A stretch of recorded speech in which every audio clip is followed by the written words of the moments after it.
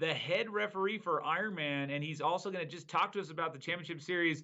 And everybody recognizes that name, that face. It's Jimmy Riccitello. How are you, Jimmy? I'm doing great. How are you, Mike? I'm doing pretty good. I could use a snack. Did you bring anything? Yes, I do. I have snacks here. It's going to Well, be hard here's for the me to story. get them to you. Before I make you bring me snacks virtually, let's talk about the rules of the competition. Let's talk a little bit about the way it plays out, the run, the bike, the run, Ruvi versus outside, all that stuff. Just talk to us, if you could, about those, how that's going down with the championship series, please. All right. The entire rules can be found on the website. It would take your entire broadcast to read it. Nobody wants to sit through that. The primary rules, Mike, you've got to do the ride on Ruvi first and foremost, not outside. The runs are outside, no net elevation loss. You've got to do the event in the correct order. And you've got to use a trainer from our certified list. So those are the keys. Just want to mention, while I have people listening, hopefully, make sure people need to make sure they connect to the Ruvi, connect their VC app. Sorry, connect their Ruvi to through the VC. So we've had people connect through Garmin, and it's really tough for us to see their data. So they've just got to follow, dig in, follow the rules. We've got a lot of measures in place to make sure that we're comparing apples to apples. And if you miss a step, it's going to invalidate your result, and nobody wants that. So got to go through all of them. So through the virtual club website, then I not only have to connect my Garmin for my run segments, but I have to connect my Ruvi platform directly to my account on the virtual club. Is that correct? That is correct. Yeah. Don't connect your Garmin to your virtual club account for the bike. So okay. It's got to be that Ruvi app. How are you ensuring then? Is it through people's data files? How are you ensuring that athletes are respecting the rules? Are you checking each file for things like net downhill and things like that? Yes. So the people a lot smarter than me have, we're getting all this data, all their weight, the type of trainer they use, and all of this stuff comes through to us. And then we've got people looking at all of the pieces, making sure that they're in place. If they're not, it gets kicked back eventually to me to double check. But we can see everything that they're using, and we can see their power to weight. So Dee, they're like everything. There's ways people can manipulate the system. Somebody could enter a weight that's less than their actual weight. But the data that we're seeing shows it's amazingly credible to me. I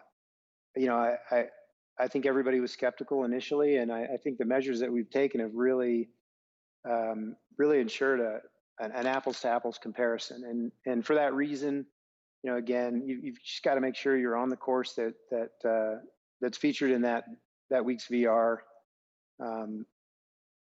But if we've got a lot of different ways to double check if a person, I've gotten tips, hey, I don't think so-and-so can run as fast as they're running in their VR race.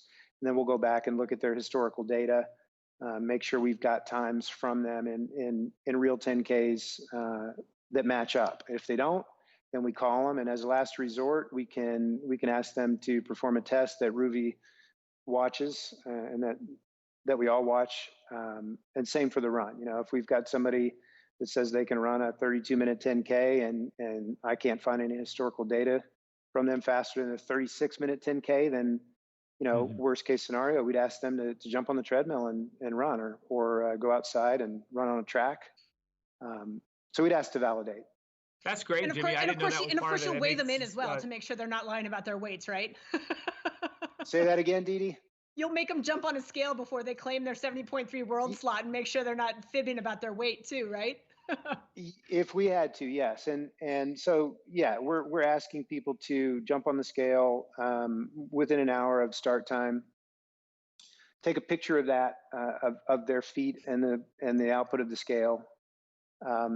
If we have a question, we see a funky watts per kilo, we'll watch a weigh-in, if we have to. Yeah, if we, knock on wood, we have asked people for additional verification, but as far as I can tell, we haven't found anything dubious yet. That's great, Jimmy. You guys are on it, and we always trust that you have a good process. And I know I like to believe a lot of these athletes didn't know the rules, so I'm hoping to see maybe fewer. They didn't fully understand, and they'll play a little bit better in VR11 from VR10. But you mentioned some things. I'll just summarize them. Tell me if I'm wrong. So if you're not on Ruby, if you've got an invalid trainer, if you ran indoors, if you picked the wrong course, if you did it out of order, if you went outside our time frame, or if you ran downhill, all this stuff will get you DQ'd. Is that right? That is perfect, Mike. We couldn't have said it better myself. Excellent.